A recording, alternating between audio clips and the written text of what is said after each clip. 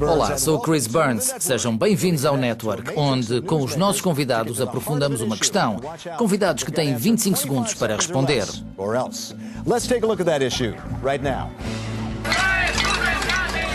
A raiva chegou aos corredores do poder. Depois da crise financeira, muitos apontaram o dedo aos traders pagos a peso de ouro. Finalmente, os políticos estão a atacar os bónus milionários pagos aos campeões da especulação. Muitos acreditam que está na hora de os bancos, que foram considerados grandes demais para falir e resgatados pelos contribuintes, darem rédea curta aos traders. Pedem limites aos bónus que alimentaram o frenesim do mercado financeiro até perto do colapso. Até os acionistas dos bancos estão a começar a pedir esses limites. Os eleitores suíços aprovaram recentemente em referendo uma limitação aos bónus. A votação foi vista como uma reação aos excessos que provocaram a crise e custaram vários postos de trabalho. Na Europa, pede-se também uma taxa sobre as transações financeiras para ajudar a pagar futuros resgates. Mas pode a Europa impor essas medidas sem ficar em desvantagem em relação aos concorrentes que não aderirem a essas ideias? Quantos desses talentosos banqueiros podem fazer as malas e mudar-se para Singapura? Nesta edição de Network, aqui no Parlamento Europeu, temos Karel Lanu, diretor executivo do Centro de Estudos de Políticas Europeias. Otmar Karas, vice-presidente do Parlamento Europeu e relator da legislação que inclui limites aos bónus dos banqueiros. Ele é também membro do PPE.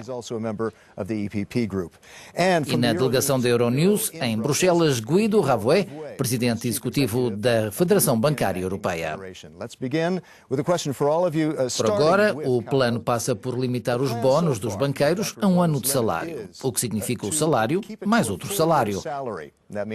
O limite vai suficientemente longe ou demasiado longe? E qual seria o impacto? Este limite para mim não é tão importante. Os bancos podem ajustar os salários rapidamente, aumentá-los apenas para garantir que podem ficar dentro do limite. Para mim, o mais importante é que isto não está a atacar a causa da crise, mas um sintoma. E como os bancos são demasiado grandes para falir, vão continuar a pagar bónus elevados. Otmar, qual é a sua opinião?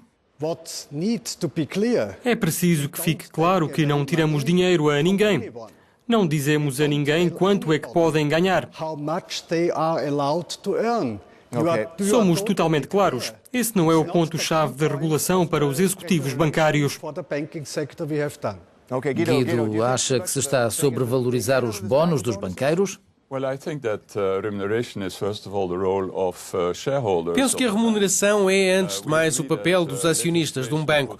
Concordamos que a legislação coloque princípios como o desempenho a longo prazo estar alinhado com o perfil de risco do banco, mas não que entre em detalhes acerca dos bónus.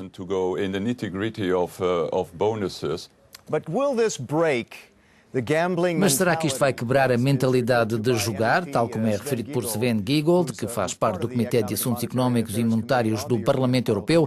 Otmar, concorda com Giegold quando diz que isto vai quebrar a mentalidade de jogar?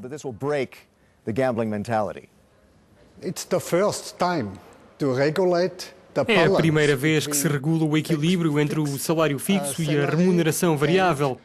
Mas eu penso que é necessário ter mais justiça entre os bancos, e é importante para os cidadãos.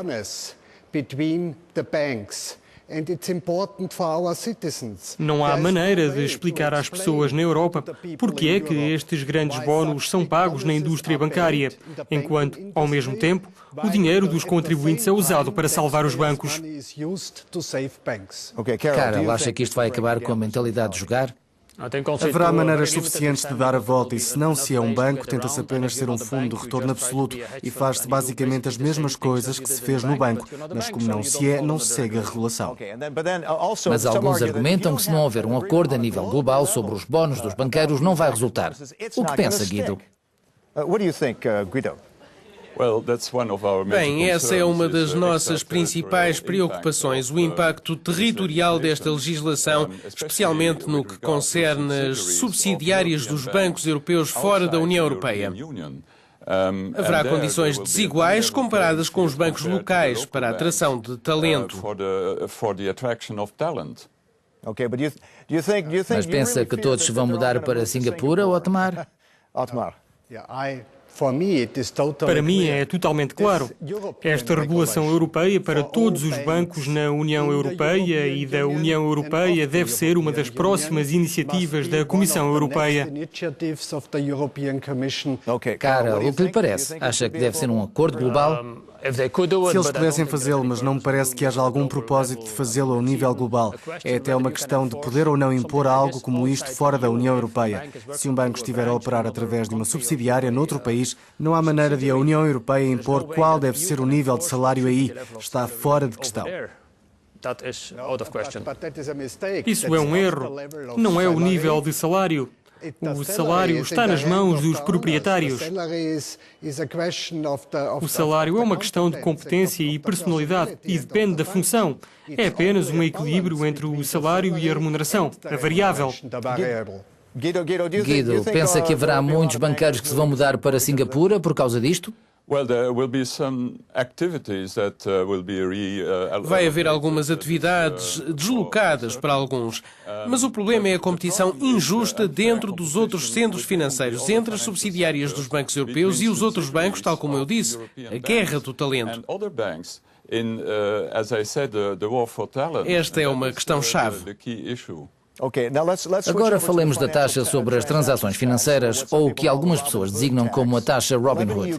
11 países da União Europeia assinaram para introduzir esta taxa. Isso pode gerar mais de 50 mil milhões de euros por ano. Acha que podem mesmo arrecadar isso e apoia isso, Otmar? Sim, sou um dos apoiantes da taxa, mas primeiro para uma regulação global, segundo para uma regulação europeia, terceiro para uma regulação na zona euro. Os 11 Estados-membros que a aceitam neste momento não são suficientes, portanto temos de ir mais longe. Carol, o que é que pensa? Sou contra, não faz sentido. Certamente não para o fazer com 11, mas até ao nível dos 27 seria muito difícil impô-la. E se tivermos um acordo global? Podíamos fazê-lo, mas teríamos de estudar as consequências muito cuidadosamente e eu gostaria de lembrar que quando a Comissão fez a sua própria avaliação de impacto em 2010, o resultado foi desfavorável e agora está a tentar ser a favor. Portanto, eu suspeito que haja outras razões, como o facto de a Comissão querer ter a sua percentagem, o seu próprio recurso através desta taxa. A European Fund Association diz que essa taxa poderia reduzir a atratividade das poupanças e do financiamento de longo prazo na Europa. O que pensa, Guido? Faz certamente parte da imagem de que a Europa tem um centro financeiro. Tem um problema de imagem? Sim, eu concordo totalmente com o Karel. É irrealista pensar que os Estados Unidos vão aceitar esta taxa. Pensa que é a letra morta se os americanos e os britânicos não a apoiarem? Temos de discutir isto, mas para nós é muito importante ter mais justiça. As pessoas idosas que têm contas bancárias têm de pagar taxas. Portanto, é uma questão de justiça ter também uma taxa sobre as transações. Uma última questão, muito rapidamente. Pensa que se a União Europeia pressionasse com uma taxa sobre as transações financeiras e os limites aos bónus dos banqueiros, poderia ser uma razão para os britânicos votarem num referendo para saírem da União Europeia? O que lhe parece, Carol?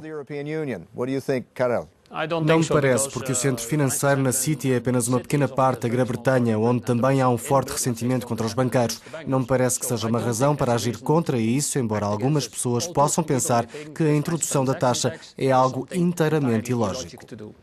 Guido, o que é que pensa? Os britânicos estão muito mais interessados em ter a economia novamente no caminho certo. Essa será a questão.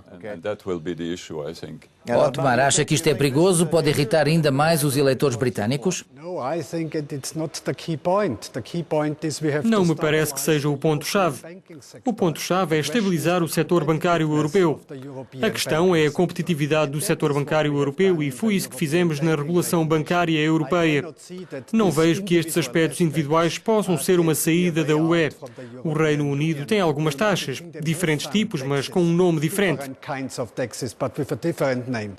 Obrigada, Otmar. Obrigado aos nossos convidados, Karel Lanoux, Otmar Karas e Guido Ravoué. Sou Chris Burns. Até ao próximo Network.